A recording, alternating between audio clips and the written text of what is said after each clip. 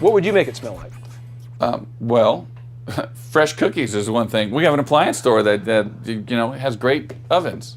Cool. So we'll go with cookies. Great.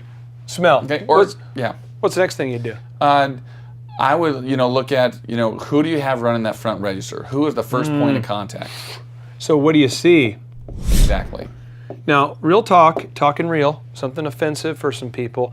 I was working with a small business, and we had the least talented person and maybe in the world, who they were like, well, we'll just have them do the front desk because there's not really any other discernible skills. We'll just put them up front.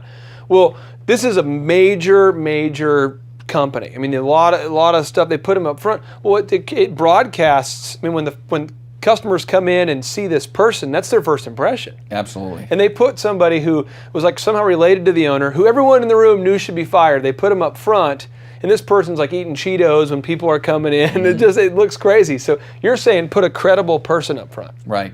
Okay. What else would you do? So we're going to go ahead and staff this with a decent person. I'm going to put staff with a smile. Okay. What are we doing next? Well, if we're really trying to wow them, as soon as they come in, offer them a drink or offer them a cookie. Okay, so you're going to offer some. Maybe we could put down here the taste. What's the taste like here? And then we're going to go with like a drink. We're going to go with some sort of some kind of food, I guess here. Because they're going to be waiting on their muffler anyway. Now there's a place in Austin. If you guys in Austin are watching this, and I know you are, there's a dermatology business in Austin, and these guys provide an unbelievable amount of free food when you're there for your dermatology appointment. You and I go to a doctor's appointment. We don't want to wait. No one likes going to the doctor and reading those old People magazines from 4 months ago. And these guys have wraps. They have sandwiches. They've got fruit displays. And people ask, well, you're a dermatologist. Why are you catering food? And they're like, well, people like to eat. And that's what they do. So you're saying in our muffler shop, Arthur's muffler shop, woohoo, you would, even right there, talk about the drink, the food, the staff, the cookies. What else would you address? Right. I would, it's the ambience. The sound, maybe. Yes. So that ambiance. What kind of music do you have? Do you have no music? Do you have... Gosh, I think you're helping somebody right now. So music. Yeah. Real talk, I went into a restaurant the other day, no music, just no music at all. It was one of these downtown restaurants, I don't know. No music's odd, it's awkward. I know when we record this even, when there's no sound or background music, it's like you kind of feel like, oh man, it's quiet here.